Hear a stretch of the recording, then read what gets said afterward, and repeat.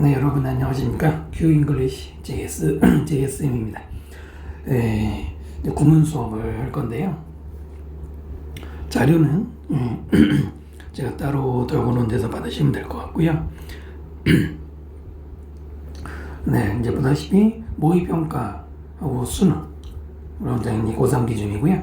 그래서 나왔던 지문에서 조금 까다로운 내용이 문장 구조가 길고 어렵거나 또는 해석은 되는데 메시지가 좀 필요한 이런 문장들 위주로 3년치 2020년, 21년, 22년까지 그 3년치에서 뽑은 문장 91개, 그러니까 91개의 문장을 연습할 건데요. 그러니까 본인이 아직 구문 해석이 전혀 안 된다. 사실 이 강의는 지금 마지막으로 9월이나 11월 모의고사를 수능을 앞둔 고3이나 또 N수생들을 위한 강의이긴 해요. 물론 그렇다고 1, 2학년 학생이 들을 수 없는 건 아닙니다만 기본적으로는 수험생을 위한 강의인데 만약에 지금 100일 정도 남은 시점에서 수능 기준으로 아직도 문장이 길고 복잡한 문장이 해석이 안 된다는 거는 괜찮습니다만 그냥 영어 문장 자체가 거부감이 든다 이러면 안 되잖아요. 그래서 기본적으로 구문 연습은 해주셔야 됩니다. 만약에 여기 있는 문장의 수준이 어렵다고 하시면은 요거보다 하나 더 아래 단계 구문도 연습을 하시면 연습하시는 게 필요할 것 같고요. 구문을 잘 보기 위해서, 즉 정확한 해석과 이해를 하기 위해서는 뭐가 필요하냐? 기본적으로 문장 구조에 대한 이해가 필요해요.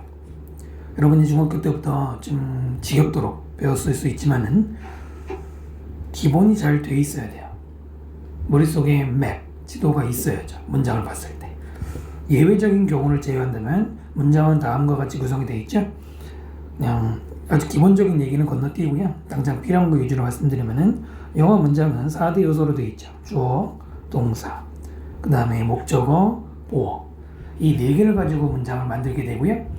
이 4개만으로는 정보 전달이 부족하기 때문에 거기에 수식어, modifier라는 수식어를 붙여서 영어 문장을 풍성하게 만들죠. 보통 영어 문장이 길어지면은 그러니까 수능이나 모의고사 시험지 기준으로 2줄이 넘어가면 수식어가 많이 붙었다고 보시면 거의 맞을 거예요. 그 수식어까지 5개의 구조를 한번 볼게요. 먼저 영어에서 주어가 될 수 있는 것은 공통적인 게 다 명사죠. 그래서 그냥 일반 명사가 있고요. 대명사가 있고 그 다음에 더 플러스 형용사 내지는 더 플러스 분사도 하나의 명사 역할을 하죠. 요게 3년 전 수능에 나왔었죠. 그때 나온 게 4년 전인가? de-aged, 더 플러스 aged 해서 그게 나이 든 사람들이란 뜻으로 영어 문법 시험에 나온 적이 있고요. 그 다음에 동명사나 투부정사도 명사 역할을 하기 때문에 주어가 될 수 있죠. 그 다음에 접속사 대절이나 절 또는 관계대명사 왓절, 물론 의문사 왓도 있고요. 그 다음에 웨더절, 뭐뭐인지 아닌지라고 하는 웨더절, 의문사절 또는 의문사 예보가 붙는 복합관계사절까지 하면은 자, 몇 개입니까? 9가지. 모양으로 보면 9가지가 있는데 얘네들이 다 명사입니다. 아무리 길고 복잡하게 생겨도 이렇게 생긴 거는 명사가 되어 있기 때문에 주어로 주어 역할을 할 수 있고요. 자, 두 번째 동사의 모양은 첫 번째는 모양이라기보다는 영어 문장에서 동사를 봤을 때는 자동사인지 타동사인지 이거 판단하면 도움이 돼요. 자동사는 목적 없는 것이죠. 타동사는 반드시 목적을 써야 되는 거죠. 문법 문제도 아닌데 이걸 구분할 필요가 있느냐? 사실 100% 구분할 필요는 없습니다. 다만 동사가 이게 자동사인지 타동사인지를 알고 해석을 하면 좀 더 빨리, 좀 더 시간 낭비 없이 정확하게 할 수 있기 때문에 알면 도움이 되고요. 그 다음에 두 번째는 동사의 모양 결정짓는 거, 시제, 능동, 수동태, 그 다음에 수일치. 이 3개가 동사의 모양을 3종 세트 결정하는 거잖아요. 다만 시제나 수는 해석할 때는 그렇게 꼭 중요하게 볼 필요 없죠. 능동, 수동은 따질 필요가 있겠지만은 수는 다만 이제 동사, 수. 가끔 이것도 헷갈리는 사람도 있는데 여러분 명사에는 복수형 s가 붙고요. 동사에는 단수형 s가 붙어요. 모르진 않겠죠? 네, 이거 s가 붙는 동사를 찾는 경우에는 그 문장 분석하는데 조금은 그래도 알면 도움이 되고요. 자, 세 번째로는 동사가 될 수 있는지 동사가 될 수 없는지 모양 판단하는 게 필요합니다. 굉장히 단순한 얘기 같지만은 한번 말씀드리면은, 자, 먼저 동사가 될 수 없는 것부터 말씀드릴게요. 동사가 될 수 없는 것부터 명사, 형용사 얘기하는 게 아니고요. 첫 번째는 준동사. 일본식 용어긴 하지만은 아직까지는 통용되고 있죠. 준동사라고 부르는 게 있습니다. 준동사가 뭡니까? 준동사는 투부정사, 그러니까 부정사, 동명사, 분사, 부정사, 동명사, 분사를 합쳐서 준동사라고 부르죠. 그 왜 준동사라고 불러요? 얘네들은 동사가 아니거든요.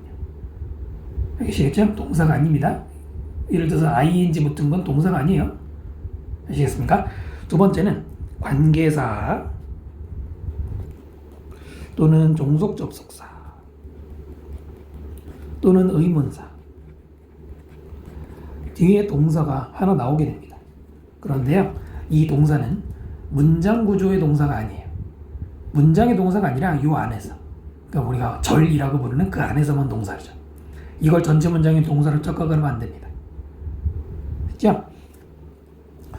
선생님이 이제 오랜 기간 동안 학생들 현장에서 강의해 보면은 뭐 해석을 시키거나 아니면 이제 개별적으로 문장 구조 얘기를 해보면은 동사를 못 찾는 경우들이 굉장히 많아요. 엉뚱한 거, 뭐 투부정사 아니면은 종속 접사 뒤에 있는 동사 같은 거를 뭐 동사라고. 동사라는 거는 이제 우리말로 옮기면은 뭐뭐 다로 끝나잖아요. 그죠? 근데 얘네들은 다로 끝나는 게 아니란 말이죠. 근데 이걸 다로 끝나는 걸로 착각하면은 영어 문장이 이제 헝클어지는 거예요. 자, 내용도 엉망이 되고. 그래서 이건 아니고요. 반대로 동사가 될 수 있는 것들, 현재 시제, 과거 시제, 미래 시제, 동사. 두 번째는 비동사 뒤에다가 ing가 같이 붙죠. 이걸 뭐라고 부르죠? 진행형이라고 부르죠. 또는 비동사 다음에 pp를 붙죠. 이걸 뭐라고 부르죠? 수동태라고 그러잖아요. 이런 것 동사가 될 수 있죠.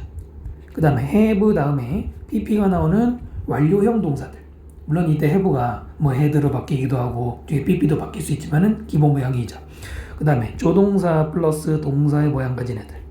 물론 이것도 변형이 많긴 하지만은 이렇게 생긴 애들이 동사가 될 수 있는 거고요. 준동사나 관계사, 종속 접속사, 의문사 뒤에 나오는 동사는 동사가 아닙니다. 참고로 종속 접속사가 뭐냐면은 when, 뭐뭐 할 때, if, 뭐뭐 하면, because, 뭐뭐 하기 때문에 이런 거 생각하면 돼요. 굉장히 많은데 이미지는 그런 겁니다. 그러니까 and나 but이 아니란 말이죠. 됐죠? 자, 목적으로 넘어갈게요. 목적어가 될 수 있는 것은 주어에 들어가는 애들하고 똑같아요. 어차피 주어도 명사만 할 수 있고 목적어도 명사만 할 수 있잖아요. 그래서 나머지는 다 똑같고요. 플러스 되는 게 하나가 있어요. 바로 if 절이죠. 이때 if 절은 뭐뭐인지 아닌지를 뜻하는데 웨더 절과는 다르게 if 절은 주어 자리는 못 씁니다. 목적어 자리만 들어갈 수 있어요. 이 목적어에 나오는 문장들이 있단 말이죠. 네 번째, 보어. 여러분이 중학교 1학년 때 아니면 초등학교 때 보어라는 이 문장에 들어가는 요소에 대한 개념을 잡기가 처음에 힘들었을 거예요. 왜냐하면 우리말이 없잖아요. 우리말에 조동사 목적어인데 보어는 1대1로 대칭되는 게 없기 때문에 개념을 잡기 좀 힘들었을 텐데, 보어라고 하는 건 뭐 한자로 보어라는 게 뭐 보충 설명이라고 붙여놓은 거긴 한데 정확하게 이제 보어안이라고 합니다만 보어는 상태를 말한다고 생각하면 돼요. 자, 보어가 될 수 있는 품사는 두 개죠. 명사나 형용사입니다. 두 가지가 있어요. 중요한 건 이게 아니고요. 보어가 들어가는 문장 형식을 모르면 해석이 꼬이죠. 보어가 될 수 있는 문장 형식, 여러분 옛날에 외운 거 기억나나요? 2형식 문장, 주어, 동사, 보어. 그 다음에 5형식 문장, 주어, 동사, 목적어, 보어, 이거. 이 두 개의 문장 형태에는 보어라는 게 들어가죠. 자, 그렇게 정리해 드리겠습니다. 먼저 2형식 문장은 주어, 동사, 보어로 이루어져 있는데 이때 보어를 또 주격 보어라고 부르잖아요. 왜 주격 보어라고 부릅니까? 주어의 상태를 설명하니까. 그렇게 이해하시면 되고요. 우리가 알아야 되는 건 바로 이 동사입니다. 2형식 문장에 들어가는 동사들의 종류를 알면 문장 구조가 훨씬 깔끔하게 보이겠죠. 자, 지금은 어법 수업이 아니기 때문에, 영문법 수업이 아니기 때문에 영문법이면은 각각의 동사를 다 나열해드리고 또 암기도 좀 하고 필요하겠지만은 지금은 문장 구조, 구문을 얘기하는 거기 때문에 동사 이름만 말씀드릴게요. 첫 번째는 유명한 감각동사. 감각 동사는 5개가 있죠. look, feel, sound, smell, taste. 이 5개는 감각 기관이 하는 일이라고 해서 감각 동사라고 부르죠. 두 번째는 판단 동사라고 부르는 게 있습니다. 판단하다 이게 아니고 예를 들어서 이거 써서 지울게요. see 뭐뭐하게 보이다, appear 뭐뭐하게 보이다, 또는 prove 뭐뭐으로 판명되다 이런 동사들이 판단 동사라고 불러요. 뭐 이름은 뭐 교재마다 좀 다를 수 있지만은 네. 그 다음에 세 번째는 상태 동사. 이 형식의 가장 대표적인 동사가 상태 동사. 상태 동사가 어떤 게 있냐면 대표적인 게 바로 비동사예요. 비동사가 있고요. 그 다음에 keep, stay, remain, stand, sit, lie, 기타 등등. 다시 be, keep, stay, remain, stand, sit, lie. 너무 많으면은 keep, stay, remain 이 정도 외워주시면 좋아요. 얘네들이 바로 주어의 상태를 말하는 동사고요. 네 번째로는 변화 동사가 있습니다. 이름은 변화 동사지만 정확하게는 상태 변화 동사, 상태가 바뀌는 걸 말하는 동사가 있다고 보시면 돼요. 어떤 것들이 있냐면 가장 대표적인 게 become. become이 되다잖아요.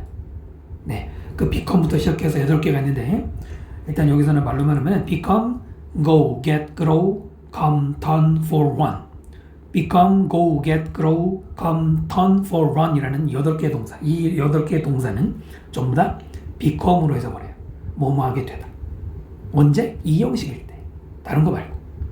그래서 지금 동사의 종류까지는 동사는 적지는 단어는 적진 않았지만은 여러분이 학원 다니거나 과외 받은 사람들, 뭐 인강고 들은 사람들은 기본적으로 들어봤을 것이고 조금 이제 체계가 다를 수 있지만 아무래도 독학을 하신 여러분이 독학을 했다면 체계가 없을 수는 있으니까 이번 기회에 한번 더 들어보시면 좋을 것 같고요.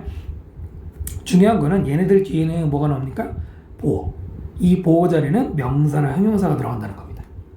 감각 동사 뒤에는 형용사, 판단 상태 변화 동사 뒤에는 명사나 형용사가 나온다는 겁니다. 알아주셔야 돼요. 그러니까 해석도 할 줄 알아야 돼요.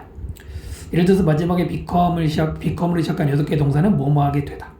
그 다음에 keep, stay, remain 다음에 형용사 명사 나오면 뭐뭐가 돼, 뭐뭐한 상태이다. 판단 동사는 seem, appear 같은 경우 뭐뭐해 보이다 이렇게. 지금 그걸 아셔야 된다는 얘기고요. 자, 두 번째는 오형식이죠. 오형식은 주어, 동사, 목적어, 그리고 보호. 근데 이때 보호는 목적격 보호라고 부르죠. 앞에 있는 목적어의 상태를 설명한다고 해서. 오형식에 들어가는 동사의 종류는 몇 가지입니까? 6가지입니다. 조금 더 많아요. 6가지. 첫 번째는 사역동사가 있어요. 사역동사는 딱 3개죠. 지금 현재 영어에서는 make, let, have 3개죠. make, let, have 얘네들은 목적어 다음에 뭐가 나옵니까? 동사 원형이나 PP가 나오죠. 사역동사는 목적어 다음에 동사 원형이나 PP가 바로 목적 보호 자리에 나오게 돼요. 해석은 뭐뭐하게 시키다라고 하죠. 자세한 얘기는 이제 어법 수업으로 넘어가야 될 것 같고요. 두 번째는 지각동사가 있어요. 학생들하고 얘기해보면 감각동사, 지각동사 헷갈려합니다. 네, 그럴만하죠. 이름을 저렇게 지어가지고. 지각동사라는 거는 그러니까 지각이라는 거는 일본식 한자고요. 인지라고 생각하면 돼요. 상황을 인지한다 이렇게. 그래서 감각동사하고는 다르고요. 지각동사는 여러분 이제 보다, 듣다, 느끼다. 보다, 듣다, 느끼다의 뜻을 가진 애들이고요. 지각동사 다음에 목적어 다음에 뭐가 나옵니까? 동사 원형이나 ing나 pp. 원형이나 ing나 pp가 목적 보호 자리에 들어갑니다. 그게 바로 지각동사 오형식 구조고요. 해석할 때는 누구누구가 뭐뭐 하는 것을 보다, 듣다 이렇게 하죠. 세 번째는 준사역 동사라고 불리는 help가 있어요. 얘는 단독이죠. help는 목적어 다음에 목적 보호 자리에 뭐가 들어가요? 동사 원형이나 투부정사가 들어가죠. 네, 그러면 누가 뭐뭐 하는 것을 도와주다고요? 네 번째는 사실 굉장히 많은데 예를 들어서 요구하다 ask, 허락하다 allow 로 시작하는 굉장히 많죠. ask, allow, 뭐 cause, enable, encourage 등등의 동사들은 목적어 다음에 뭐가 나옵니까? 투부정사 쓰잖아요. 투부정사. 작년에 문제가 하나 나왔죠. 어법 문제. enable, 목적어, 투부정사에 비추신 거. 살짝 암기형 문제긴 합니다. 뭐 문제로 나왔고요. 그 다음에 다섯 번째는 목적어 다음에 형용사가 나오는. 제가 먼저 이렇게 쓸게요. 목적어 뒤에 형용사가 나와야 되는 동사들이 굉장히 이제 여러 가지가 있는데요. 일단은 5개만 정리해드리면은 make, find, consider, keep, live 이 5개가 대표적이에요. 다시 make, find, consider, keep, live는 목적어 다음에 형용사를 써야 돼요. 부사가 나오면 안 됩니다. 근데 지금 문법 문제가 아니기 때문에 그래서 형용사가 나와서 뭐 어쩌라는 거냐. 해석할 때 원래 형용사는 여러분 니은 받치 뭐뭐한이라고 해석한다고 알고 있잖아요. 그런데 find 다음에 만약에 목적어 다음에 형용사가 나오면은 목적어가 형용사 하다고 생각하다. 또 발견하다라고 하는 경우보다는 보통 생각하다라고 하시는 게 좋아요. 다시 목적어가 형용사 하다고 생각하다. 그러니까 마치 부사처럼 해석을 하잖아요. 네, 좀 알아두시면 좋고요. 마지막으로는 목적어 다음에 명사가 목적보에 들어가는 동사들로서 부르다, call, 이름 붙이다, name, 만들다, make, 그 다음에 선출하다, elect 이런 동사들은 목적어 다음에 명사가 나오죠. 물론 이제 call이나 name 뭐 이런 것도 목적어 다음에 형용사가 나올 수 있습니다만 명사가 나오는 대표적인 애들입니다.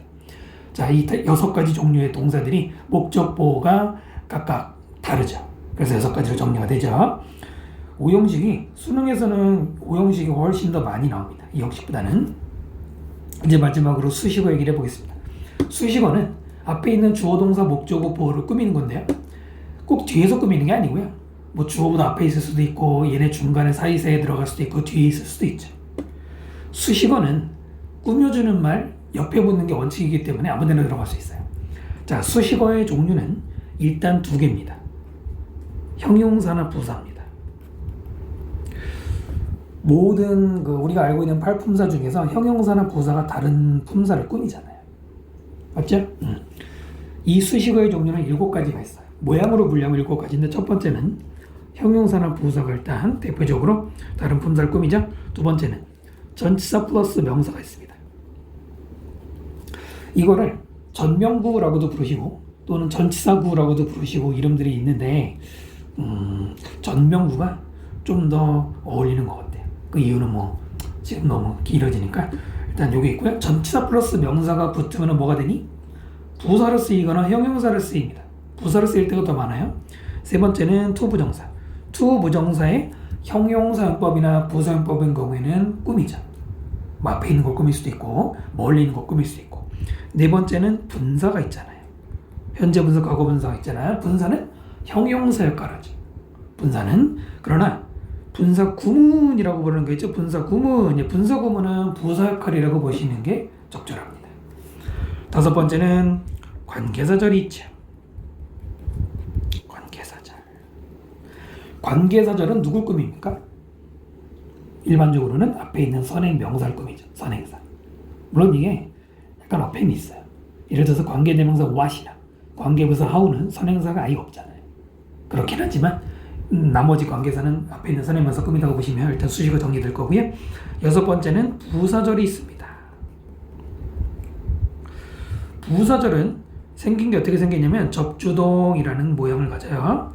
이때 접속사는 아까 앞에서 말했던 종속 접속사 when, if, because 같은 애들 생각하면 돼요. 그거는 꾸며주는 말입니다. 누굴 꾸며줘? 주절을. 참고로 관계사절은 형용사절이에요. 얘기하다 보니까 더 절 얘기가 나오는데 절이라고 하는 건 영어에서는 절이라고 부르는 건 3개가 있습니다. 명사절, 형용사절, 부사절. 절이라는 것은 주어 동사를 묶어놓은 거죠. 주어 동사를 하나로 묶었는데 그게 명사가 되거나 형용사가 되거나 부사가 되는 겁니다. 근데 형용사절은 관계사절 하나밖에 없어요. 그렇다면 명사절은 몇 개 있느냐면 여기 보시면은 대절, 왓절, 외도절, 의문사절, 의문사, 예보절 이런 애들, 뭐 if절까지. 그 다음에 부사절은 when, if, because, although 이런 거 생각하시면 되고요. 7번째로는 동격이 있어요. 동격. 영어에서 동격을 표현하는 방법은 6가지가 있는데 가장 많이 쓰이는 것은 명사, 명사 또는 명사 뒤에 대절 붙이는 거. 이게 대표적이죠. 자, 이렇게 해서 문장의 뼈대를 잡았어요. 뼈대. 영어 문장이 무조건 이렇게 가지런히 나오느냐? 물론 바뀌는 경우들도 있어요. 도치라고 부르는 경우들도 있고 도치와 상관없이 바뀌는 경우도 있고 뭐 그렇긴 한데 그거는 이제 개별적인 문장에 설명드리고요. 일단 이게 머릿속에 딱 각이 있어야죠. 기본은 잡혀 있어야죠. 그래서 이거는 여러분이 만약에 필기하고 싶으시면은 지금 잠시 멈춰놓고 필기하셔도 좋고요. 아마 하셔도 될 거예요. 아니면 뭐 나는 이제 이런 거 지겹다, 너무 잘한다 그러면은 곧바로 실전으로 가보겠습니다. 자, 정리할게요. 첫 번째 문장입니다. 일단 표기는 2006은 2020년 6월. 그 다음에 20번은 20은 20번 지문에 나왔다는 거고요. 쌤이 단어를 붙일까 말까 고민하다가 이번에는 붙이기로 했어요. 어차피 여기서 설명할 것도 있고, 그리고 여러분이 잘못 해석하는 경우들도 있고, 그 다음에 중요한 거는 여러분 그런 얘기 많이 들어봤죠. 단어를 알려줘도 해석이 안 되거나 한글 해석지를 줘도 이해가 안 되는 뭐 그런 문장들 많잖아요. 요즘 많잖아요, 그죠? EBS 지문도 그렇고. 그렇기 때문에 이번엔 단어 일단 넣어봤습니다. 단어 설명 잠깐 하시면 잠깐 드리면 indirect는 이제 indirect의 그 뭡니까? 뭐죠? 반대말 만들 때 붙인 거죠. temper, 이거는 화 혹은 짜증이라고 되어 있는데 보통 이게 대표적인 뜻은 아니에요. 여러분 단어 열심히 외우셨다면 이게 대표적인 뜻이 아니라는 거 아실 거예요. 대표적인 뜻이 뭐죠? 여러분 교재에는 여기 그 문장들이 바로바로 붙어 있는데 그래서 이제 필기하기 위해서 떼어놨습니다. 그래서 여러분이 필기 공간을 글쎄 여러분이 이제 자율적으로 배정하셔야 될 거예요. 템포 얘기를 잠깐 해드리면 템퍼, 자 지금 보신 단어가 이거죠? 자, 이 템포에 약간 비슷하게 생긴 애들도 정리해 드릴게요. temporate라는 단어가 있고요. temperament라는 단어가 있습니다. 그 다음에 temperance라는 단어가 있어요. 여러분 단어 외우실 때는 이렇게 형태가 유사한 것들을 분류하시는 거, 그 구분하는 것도 필요하고요. 물론 이제 유의어, 반의어 공부도 하시는 게 필요하고요. 파생어까지. 자 보세요. 템퍼는 원래 뜻은 성질, 기질이죠. 주로 사람의 성질 같은 거를 말하는데요. 여기서 파생된 대표적인 수거가 lose, 소유격, temper. 보통 소유격 쓰거든요. 그러면 뭐냐면 원래 그 사람이 가지고 있던 성질을 잃어버린다? 그게 아니고 완전히 이성을 잃어버릴 정도로 화가 엄청난 걸 말해요. 그래서 여기 이제 뜻에는 화라고 써놓은 거죠. 실제로 단어 사용자도 있긴 한데요. 이런 뜻이 있어요. 됐죠? temperate는 뭐냐? 이거는 온화한이라는 뜻입니다. 성격이나 날씨, 기후 다 말해요. 우리나라가 온대기후? 하긴 우리나라도 이제 점점 뭐 약간 열대기후처럼 바뀌어가고 있는데, 자 여러분 이 단어에서 비슷하게 생긴 게 그 temperature, 온도잖아요. 온자가 들어가잖아요.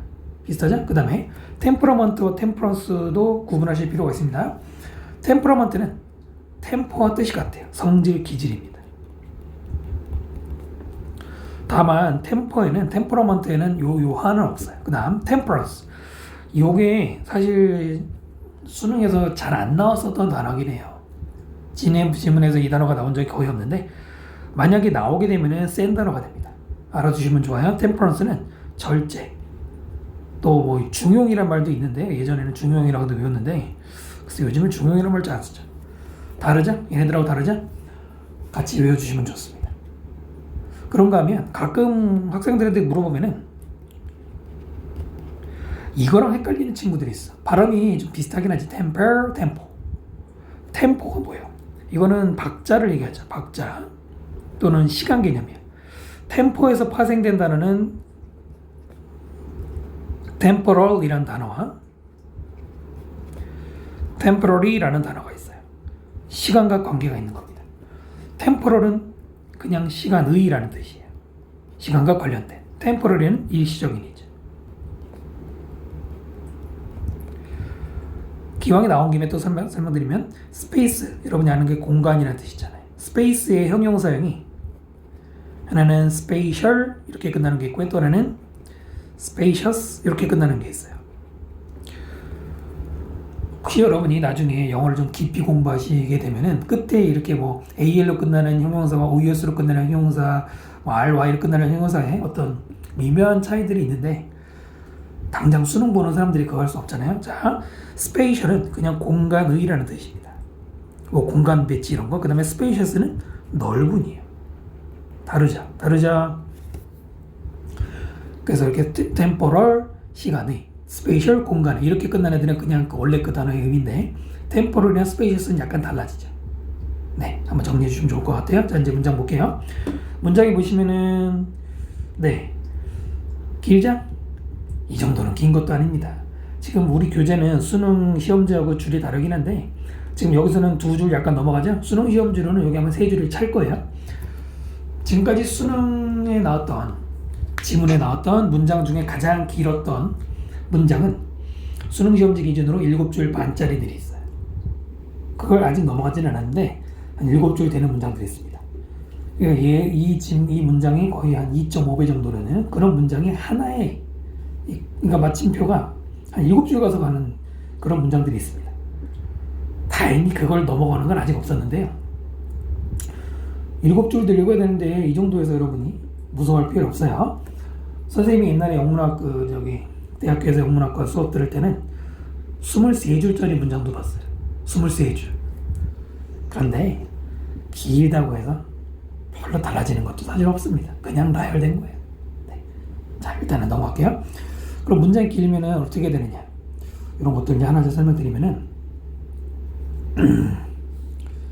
자, 문장이 길고 복잡하다 그러면은 일단 문장 구조를 분석하기 위해서 뭐부터 해야 될까요?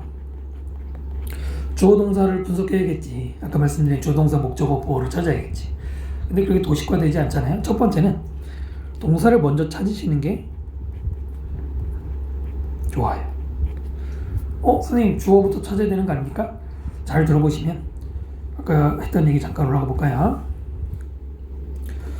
동사를 찾으면, 단어를 안다는 전제로 동사를 찾으면 그 앞에가 다 주어라고 생각하면 돼요. 그런 얘기 들어보셨을 거예요. 동사를 먼저 찾으면 그 앞에가 주어다. 동사는 대부분 생긴 게 티가 나기 때문에 동사를 먼저 찾는 게 특히나 주어가 길 때는 굉장히 도움이 돼요. 이거 연습하면은 여러분 구문 실력이 2배는 늘어요. 그래서 먼저 동사를 찾으라는 거예요.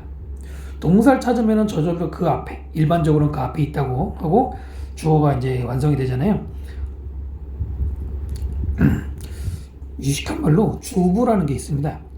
주부, 술부 이런 말이 있어요. 요즘에는 잘 안 쓰는데 문장을 크게 나누면 주부와 술부인데요. 주부는 주어와 그 주어를 꾸미는 보충 설명을 묶은 거. 술부는 동사와 그 동사 관련된 나머지 말 묶은 거예요. 선생님은 잘 안 써요. 주부를 분석을 하면 돼요. 주부라는 말이 좀 걸리적거리면은 주어를 분석한다고 보시면 됩니다. 아까 말씀드린 주어 모양대로 주어 각 잡으셔야 되고요. 그 다음에 세 번째는 이제부터는 아까 말한 데서 잠깐 말한 술부, 즉 동사 뒷구조를 분석하는 거죠. 그 동사의 뒤에 나오는 구조는 자, 아까 위에서 말씀드린 형식 1형식부터 5형식까지 있잖아요. 바로 어떤 영문법 깊이 좀 강의하시는 분들은 이제 그 5형식 론도 부정하고 그러시는 분들이 있는데 일단 선생님은 그냥 통념대로 관례대로 설명할게요. 바로 그 5형식에서 동사 뒤에 나오는 거 여러분 다 기억하고 있죠? 1형식도 주어동사 뒤에 그냥 주어동사 끝나는 일은 거의 없잖아요. 그리고 그 뒤에 나오는 게 이제 수식어잖아요. 나머지도 마찬가지로. 그래서 뒤에 나오는 목적어나 보어나 수식어를 연결하는 거지. 연결하는 게 더 막연하잖아요. 근데 이 얘기는 수식어 구조 얘기는 또 이제 차분히 할 테니까 일단은 동사부터 찾으라는 거. 자, 이건 좀 이따가 또 얘기할게요. 그러므로 1번 문장을 잠깐 볼까요? 일단은 여러분이 이걸 예습했다는 전제로 그러니까 이 교재를 자료를 받아서 미리 읽어보시고 그 다음에 선생님 설명을 들으셔야 되는데 만약에 출력이 안 된다고 해도 지금 먼저 읽어보시고 들어야 돼요.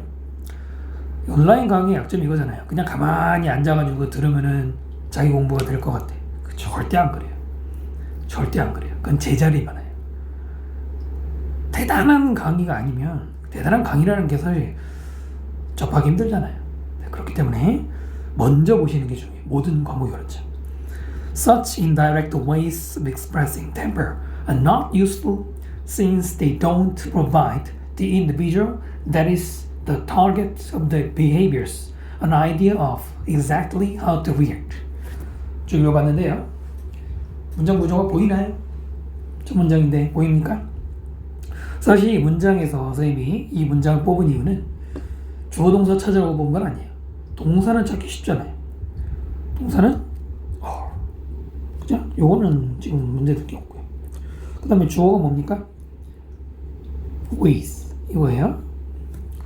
그러면 이제 주어 동사는 분석이 끝났고요. 아까 말했어. 동사 뒤에 나오는 구조를 볼 필요가 있다고 그랬습니다. 근데 너무 길어. 안 그래? 너무 길어요. 그럼 길면 어떻게 해야 돼? 어쩔 수 없이 끊어야죠. 우리가 우리말 볼 때나 안 끊고 보는 거죠. 남의 나라 말, 외국어 배우면서 안 끊을 수가 없죠. 자, 그럼 어떻게 끊어야 될까? 이제 그 얘기를 말씀드릴게요. 그냥 끊어읽기라고 하겠습니다. 뭐 이것도 뭐 다르게 부르시는 분들이 있는데, 편의상 어디서 끊어야 되느냐? 아무데나 끊으면 안 돼요. 기준은 의미 단위죠. 기준은 우리말로 옮겼을 때 어떤 의미 덩어리가 만들어지는 곳에서 끊는 게 맞아요. 맞는데, 근데 영어 우리말로 보여야죠. 자, 첫 번째는 주어 동사가 새로 시작하는 부분이 있으면 그 앞에서 이제 자르는 그 이유 필요하죠. 이건 여러 가지가 있지만 지금 말하는 거는 대개는 컴마 다음에 주어 동사나 또 접속사 다음에 새로운 주어 동사 말하는 거고요. 두 번째는 관계사나 접속사나 의문사 앞에서 또 자르게 되죠. 여러분이 다 이거는 해보셨을 거고요. 세 번째는 투 부정사나 분사보다는 이제 주로 분사구문 그 앞에서 자르는 거예요. 다만 이것은 모든 투 부정사 분사를 자르라고 말씀드리는 건 아니에요. 요 3번부터는 약간 선택을 해야 돼요.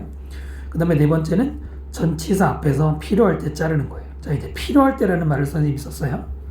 모든 전치사 다 끊으시면 안 되고요. 다섯 번째는 이거는 사실 말할 필요가 없는데 뭐 컴마나 콜론, 세미콜론, 뭐 대쉬 이런 거 앞에서 끊는 거잖아. 즉 그 부호 앞에서 자르는 건데 사실 이거는 제가 말 안 해도 어차피 하게 돼 있죠. 끊을 때는 이런 데 앞에서 끊어야 돼요. 근데 구문이 제대로 안 된 친구들 아니면 제자리 걸음인 친구들은 문장을 끊어서 읽을 때 뭐 전치사 뒤에서 특히 이거 실수 정말 많이 해.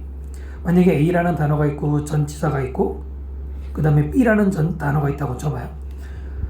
우리나라 말에는 전치사 대신에 이제 조사라는 게 있다고 쳐보면 우리나라 말은 앞에서부터 읽으니까 A의 B 뭐 이렇게 읽을 거 아닙니까?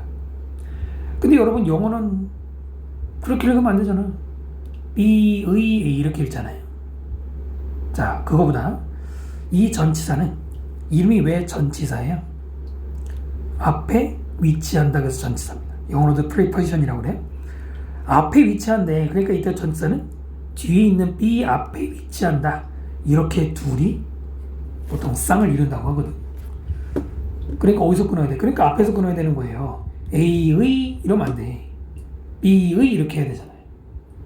실수하시면 안 돼요. 아주 기본적인 거지만 이것도 실수하는 사람 많으니까 네, 그냥 모르시면 안 되죠? 자, 이 중에서 3, 4, 5번은 필요할 때 끊는다고 보시면 됩니다. 무조건은 아니고요. 자, 정리됐으면 문장 다시 보겠습니다.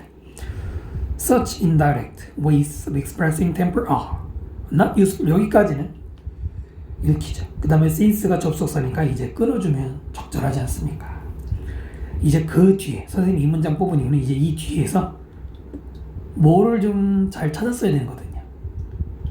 자, 읽었다고 치고 설명드릴게요. 뭐냐면 provide 제공하다, the individual 개인에게, 그 다음에 저 끝에 컴마 다음에 아이디어를 이게 사형식이었어요.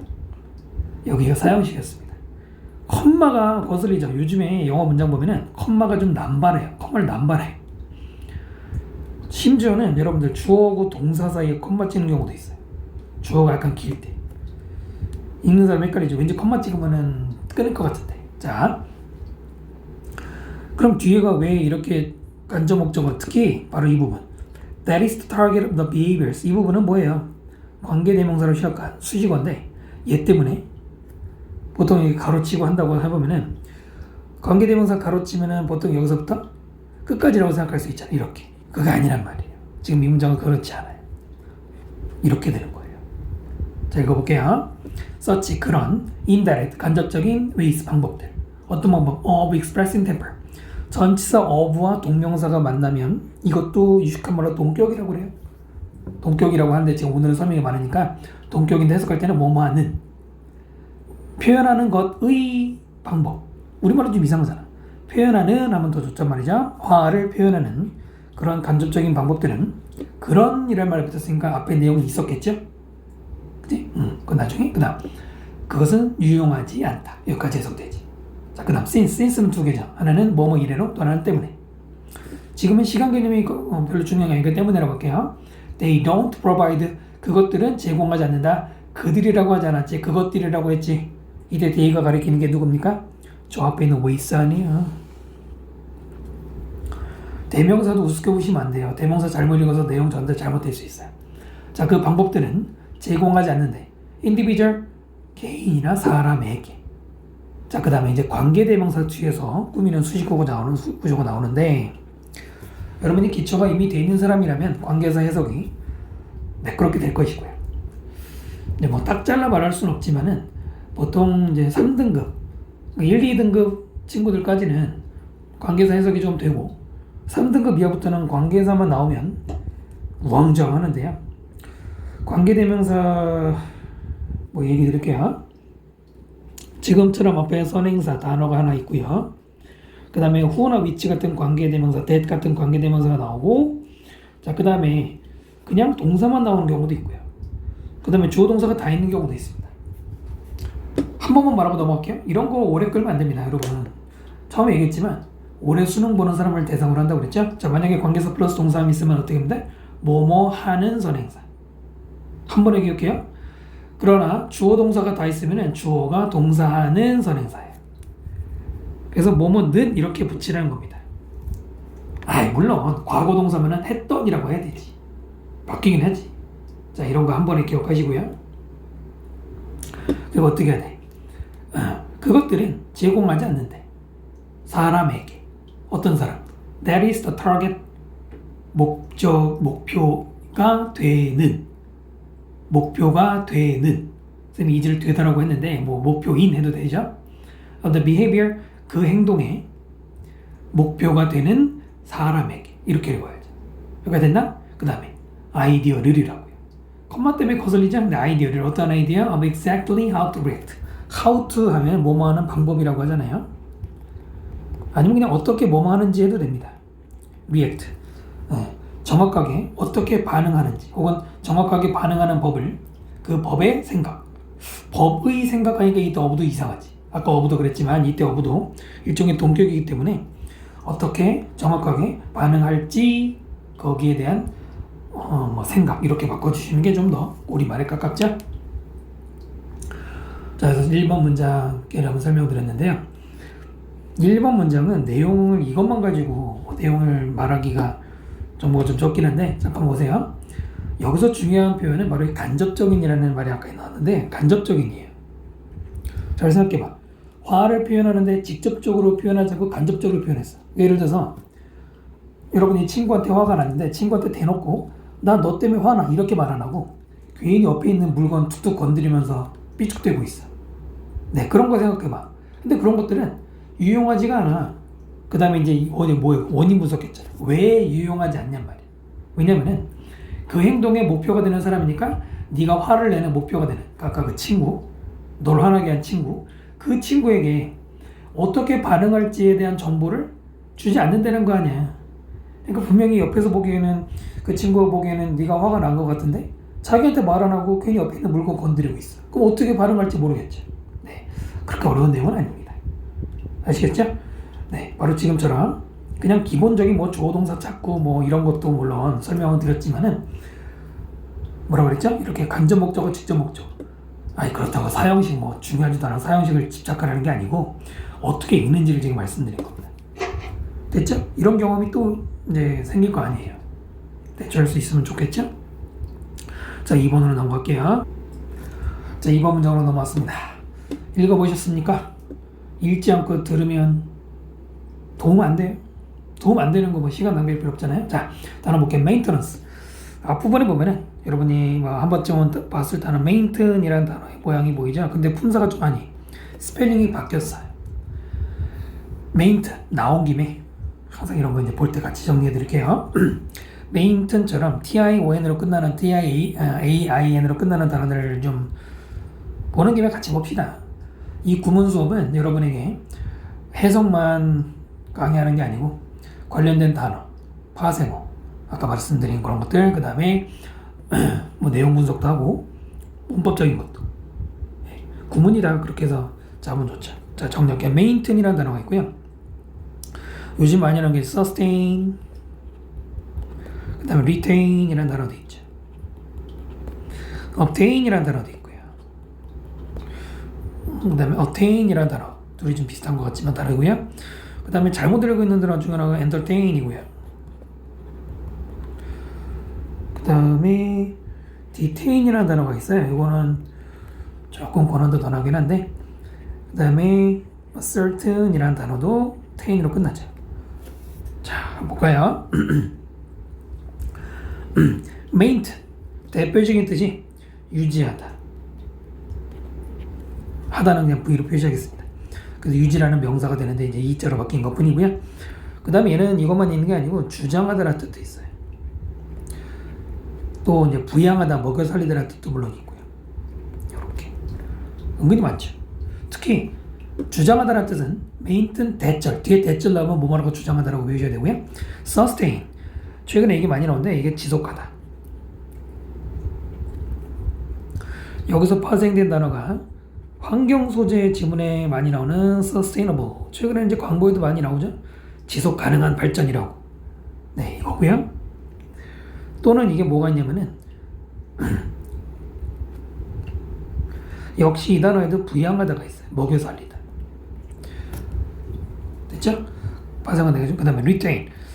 일단 맞아. 얘기하다가 그거 한번 다 tain이 들어가 있죠. 전부 다 tain이 들어가 있는데 이 TAIN 부분은 손으로 잡는 거 있잖아요. 이게 이제 홀드의 뜻을 가지고 있어요. 손에 잡는 거. 그래서 단어들 보면은 손에 잡고 어떤 상태랑 관련이 좀 있고요. 그 다음에 retain, re라는 거는 보통 방향이 뒤로 이거잖아요. retain은 보유하다라는 뜻이 있고 또 유지하다가 있어요. 유지할 때 maintain하고 똑같죠. 그 다음에 obtain, 이거는 손에 넣는 거 획득하다고요. 어떻게 보면 홀드랑 좀 많이 비슷하죠. 그 다음에 attain은 목적을 달성하다라는 뜻입니다. 역시 손에 넣는 의미가 있죠. 그 다음에 entertain 하면은 보통 학생들 어느 정도 단어 외웠다고 물어보는 친구들도 먼저 나오는 게 즐겁게 해주다. 네, 물론 맞습니다. 그래서 연예인을 엔터테이너라고 하는데 그것만 외우면 안 된다 이겁니다. 여러분 단어 한 가지 뜻만 외우면은 실전에서 망해요. 엔터테인의 또 다른 뜻은, 첫 번째 뜻은 이제 안 쓸게요. 또 다른 뜻은 뭐 환대하다, 접대하다라는 뜻도 물론 있고요. 근데 이것도 그렇게 중요한 게 아니고 진짜 중요한 거는 어떤 생각이나 아이디어를 품다. 이거 모르면 품다라는 뜻을 외워주셔야 돼요. 그러니까 엔터가 들어가는 느낌이잖아요. 그 다음 디테인, 얘네들은 좀 고난도 나긴 한데 디테인은 억류하다 이런 뜻이에요. 잡아놓는 거. 그 다음에 assert는 뒤에 certain이 확실하죠. 그래서 확인하다라는 뜻이에요. 잘 안 나오긴 해요. 혹은 나오더라도 이런 단어들은 밑에 각줄 달아주는 경우인데 여기까지는 무조건 외워야 돼요. 그것도 하나만 외우면 안 돼. 제가 써드린 건 무조건 다 실전에 나왔던 애들이니까 외워주십시오. 됐죠? 그 다음에 installation은 install이 설치하다니까 설치. turn into, A를 B로 바꾸다. turn이라는 게 이제 돌리는 거지만 into랑 만나면 바꾸는 건데 사실은 이 전치사 into가 변화의 의미로 쓰이는 경우가 많거든요. 그 이제 예를 들어서 여기에 make A into B에도 뭐뭐를 바꾸다고 change도 되고, 또 여러분 잘 아는 transform A into B도 A를 B로 바꾸다거든요. 그래서 변화할 때 into가 꼭 이 단어가 아니라고 해도 into 자체만으로도 뭐뭐를 바뀔 때 많이 쓰입니다. do it yourself, 이게 직접 하는 거. do it for me, 나를 위해 해주는 거가 남이 대신해 주는 거. at, 가장자리도 되고요. 또 수능에서 필수인 게 우세함이라는 뜻도 외우셔야 돼요. 하나만 외우면 안 돼. core product, 핵심 제품. intersect, 영어 단어에 인터가 앞에 붙으면은 이게 서로 between의 뜻이거든요. 그래서 이렇게 교차한다는 뜻이죠. 자, 볼까요? maintenance, installation, training, delivery, and anything at all. 그 다음에 that turns do it yourself into a do it for me solution. Originally resulted from exploring the edge of where core products intersect with customer journeys. 처음에 뭐라고 그랬니? 동사부터 찾으려고 그랬어. 그래서 턴이 동사예요. 이러면 안 돼. 이러면 안 됩니다. 선생님 동사잖아요. 생긴 게. 아까 얘기 또 해야 될까요? 동사 찾기 할 때 동사가 될 수 있는 것과 될 수 없는 것 생각하면서 찾으셔야죠. 동사가 될 수 없는 것, 준동사, 관계사, 종속, 접속사, 의문사 뒤에 있는 건 동사 아니라고 그랬잖아. 이겠죠? 이렇게 생긴 게 동사예요. tons, 물론 현재 시제가 맞지만 앞에 뭐가 있어? 관계대명사 대시 있잖아. 이걸 동사로 말하면 안 된단 말이야. 동사 어디 있습니까? 그냥 result가 동사예요. 아이고 주어 많이 기네, 그죠? 앞에 있는 애들은 쭉 나열된 거고요. 이 that부터 관계대명사 어디까지? 솔루션까지. 선생님 동사 앞에 다 묶으라면서요. 이때 오리지널리는 result를 꾸미는 거거든. 앞에 있는 솔루션 꾸미는 게 아니기 때문에. 부사는 아까 말했잖아. 수식어는 꾸며주는 말 옆에다 붙인다고 그랬잖아요. 그래서 이럴 때는 여기까지 끊는 게 맞습니다만 읽어볼까요? 뭐 유지, 메인터넌스 유지도 되고 뭐 보수도 되고요. 그 다음에 뭐 설치와 훈련과 그 다음에 배송과 anything 어떤 거 에러 이 at all이라는 말을 굳이 해석해야 되느냐 글쎄요. 만약에 여러분이 모의고사 볼 때 뭐 제한된 시간 안에 빨리빨리 읽을 때는 넘어가도 되고요. 보통 이 at all은 앞에 부정문 그래서 not at all 이렇게 not이랑 같이 써서 전혀 아니라고 할 때 많이 쓰는데 이게 우리가 전혀라는 뜻이 있고 부정문일 때 전혀고요. 그 다음에 지금 앞에 있는 anything을 꾸미잖아. 그러면은 전체적으로 라고 읽으면 돼. 그 다음 문제는 이때 대신데 이때 대신 관계대명사입니다. 선행사가 누굴까요? 네, 역시 anything이에요. 그 다음 아까 벌써 turn A into B라는 얘기 했잖아요. 선생님이 세모하면은 세모를 치는 경우들이 이제 있는데요. 지금처럼 뭐 A, B 구조로 이 두 단어가 쌍을 이뤄서 쓰는 표현들은 이렇게 표시하겠습니다. 자, 그래서 do yourself, 네가 직접 하는 것을 into 뭐뭐로 바꿔줘. do it for me, solution. 나를 대신해서 해주는 해결책으로 바꿔주는 그 모든 것은. 자, 이제 주어가 끝났죠. 여기까지 얘네들이 모든 것은 original, result from. 이게 또 내신에서 중요하잖아요. 아니지, 내신만 중요한 게 아니죠. 수능에서도 중요하죠. result가 일단은 여러분 이런 사람 많은데 이게 동사인 줄 모르는 사람들 대단히 많아. 고3조차도 동사로 많이 쓰이죠. 심지어는 중3 내신 때부터 나오잖아요. 이 동사 뒤에다가 in을 붙이거나 또는 from 붙이는 이렇게 쓰이는 경우가 많은데 사실은 그냥 result 단독으로도 써요. 그래서 이제 같이 말씀드릴게요. resulting이라는 분사도 독해하다 보면 나옵니다. 원래 result랑 동사가 있으니까 이런 게 나왔겠죠. resulting 얘는 뒤에 뭐가 나와? 뒤에 결과를 설명하죠. 그래서 해석할 때 뭐뭇을 초래하다라고 하잖아요. result from 벌써 느낌 봐. from 뭐뭐로부터잖아. 그럼 뒤에 뭐가 뭐하냐? 원이 나오겠죠. 그래서 해석할 때는 뭐뭐 때문에 자 보통 사전에는 기인하다 이렇게 나와요. 뭐뭐로부터 기인하다. 근데 기인이라는 한자가 어려우니까 그냥 발생하다라고 외우시면 돼요. 쉽게 말하면 그 결과가 생기다. 그래서 resulting은 그 결과를 발생한 이런 말입니다. 그 결과로 그다음 뭐라고? 발생한이라고 해서 그러면 돼요. 그래서 resulting이 뒤에 있는 명사를 꾸밀 때는 resulting하고 번하면 뭐 발생한이라고 해석하면 되고요. 예전에는 이런 거 문법 문제로 능동수동 ed 뭐 물어보기도 하고 그랬죠. 내신이 내는 주로 나오겠지만 resulting, result from은 앞으로는 얘기 안 합니다. 이런 건 너무 기초기 때문에 한 번에 끝내야 돼요. 제발 알겠죠? 그래서 원래는 resulted from 뭐뭐 때문에 생겼다. 뭐 때문에? exploring 탐구하는 것, at 가장자리를 탐구하는 것으로부터. 그 다음에 of가 나오니까 지금은 한번 묶어줄게요. 선생님 아까 묶는 얘기 안 했잖아요. 해줄게 하면 되잖아. 자 볼게요. 아까는 끊어 읽기 얘기했습니다. 길 때 끊어. 근데 끊는 것만으로는 모자라죠. 가끔 묶어줄 때가 있는데 묶는 거는 그러니까 가로치는 거 이거는 선생님 기준이긴 한데 그래도 이제 일반적으로 통용되니까 묶을 때는 세 가지 표기 방법을 추천을 드려요. 첫 번째 명사절, 두 번째 부사절, 아니 형용사절. 근데 형용사절은 여러분 형용사절은 아까 뭐라 그랬어? 어차피 관계사절밖에 없다고 그랬죠. 그 다음에 세 번째는 부사절. 선생님 절만 얘기해요. 명사 구, 그 그 다음에 형용사 구, 그 다음 부사구. 네, 이렇게 묶어주겠습니다. 이렇게. 자, 그럼 이제 어떻게 표기하느냐. 이건 물론 선생님들마다 또 여러분도 각자 다를 수 있어요. 일단 명사절은 아까 또 얘기했던 거 자꾸 이제 얘기가 돌아가지만은 명사절이 어떻게 생겼어? 대절, 왓절, 웨더절, 의문사절, if절. 뭐 기억해 보시고요. 얘네들을 묶을 때는 보통 이렇게 꺽쇠 가로로 묶으면은 보기 좋고요. 그 다음에 관계사절. 관계사절이나 형용사구는 가로치면 되고요. 부사절, 부사구도 가로치면 되는데 그럼 똑같잖아. 어차피 얘네는 수식어기 때문에 똑같이 하는 겁니다. 그런데 표기하다 보면은 선생님도 그래요. 표기하다 보면은 이렇게 가로치는 거지. 대가로 했잖아. 이렇게 하는 경우도 있는데 이거는 중복될 때 하는 방법인데 선생님도 사실 왔다 갔다 합니다. 되도록이면 이렇게 표시하는 게 좋긴 하지만 자 이렇게 한번 해보시면 좋을 것 같고요. 그래서 지금 이렇게 가로 묶었는데 이거는 왜 묶었냐면 전치사 플러스 명사기 때문이에요. 명사. 선생님 어디가 봐서 명사예요? 안 된다니까? Where core product intersect with customer journeys. 이게 명사로 보여야 돼. 보여야 올해 수능에서 성공하는 거야. 다시 얘기할까? 아까 뭐라고 그랬니?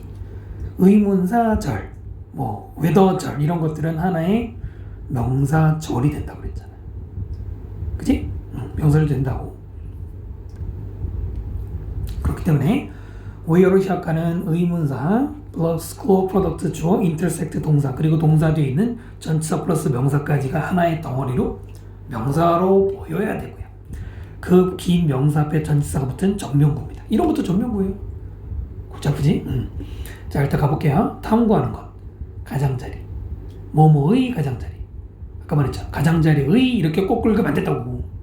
그 다음에 where 이 where는 해석하는 방법은 세 가지가 있죠. 지금은 의문사니까는 어디에 라고 해야 되고요. 만약에 관계사가 아니라 만약에 접속사일 때 where가 접속사일 때 얘기도 여러 번 하겠지만은 그때는 뭐뭐 하는 경우에 그 다음 관계부사 할 때는 그냥 뭐뭐 한는이죠. 지금은 의문사니까 어디에 핵심 제품들이 어디에서 핵심 제품들이 교차하다 다 아니지. 다는 여기 있잖아. 하는지 갑자기 뭔 얘기하는 거야? 의문사절에서 하는 얘기를 잠깐 했거든요. 지금 페이지가 양쪽에 생각 복잡하긴 하네. 아주 기초적인 얘기를 오늘 좀 할게. 다음부터는 좀 줄이고요. 아까 쓴 거 있구나. 거기다 쓰는 게 좀 더 낫겠네요.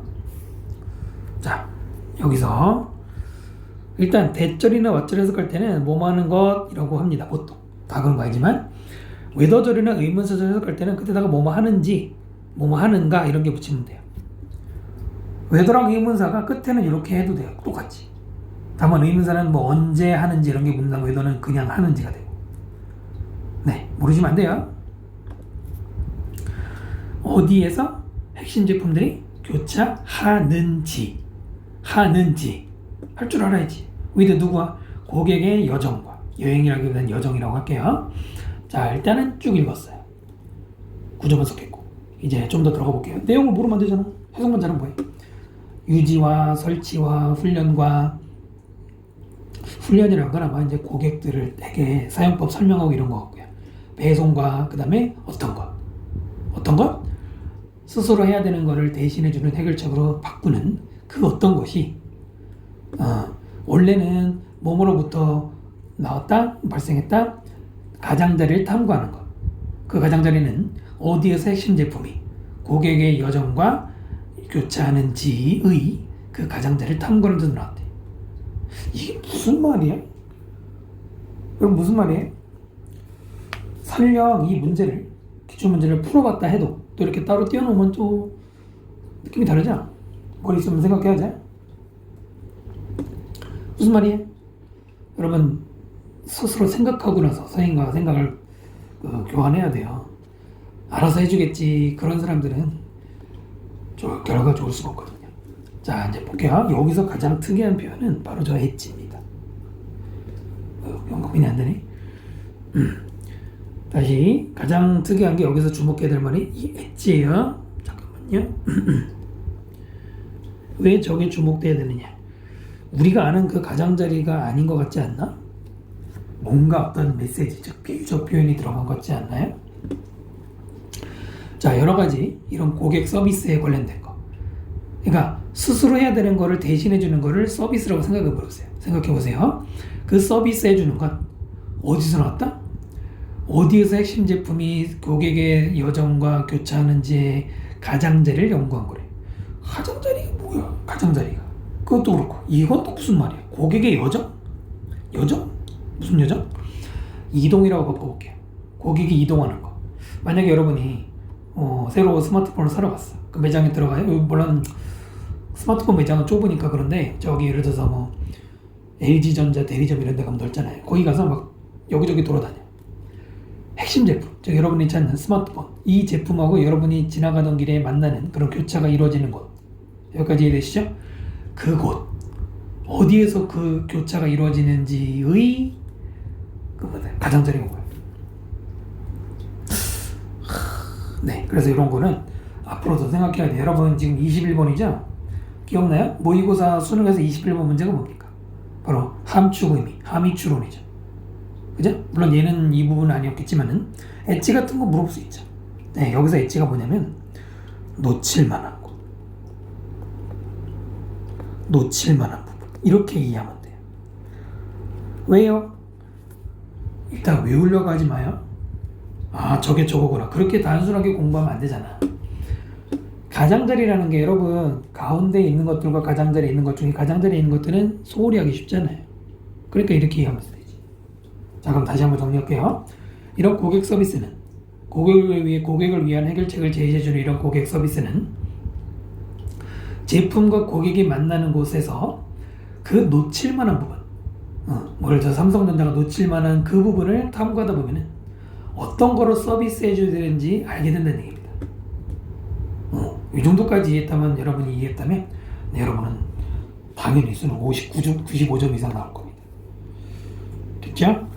자, 원래는 10개씩 하려고 했는데 오늘은 좀 기본적인 설명도 같이 곁들이다 보니까 너무 또 오래 하면 여러분 자꾸 멈추고 싶잖아. 오늘 사실 오버 했거든요. 30분만 하려고 했는데 어쩌다 보니까. 근데 오늘 같이 이렇게 개념 정리 안 하고 막 설명만 하면 뭐 일부 학생들이야 문제 없겠지만은 보다가 보기 싫을 거 아니에요. 뭐 하나도 모르겠는데 왜 설명만 하니 이러면 안 되니까. 네. 그래서 오늘은 약간 그런 서비스 시간도 건방지게 서비스를 여러분을 도와주기 위해서 설명 같이 드렸습니다. 자, 다음 강은 10번까지 미리 예고합니다. 10번까지 무조건 나갈게요. 오늘 많이 얘기했으니까. 자, 수고하셨습니다. 다음 시간에 뵙겠습니다.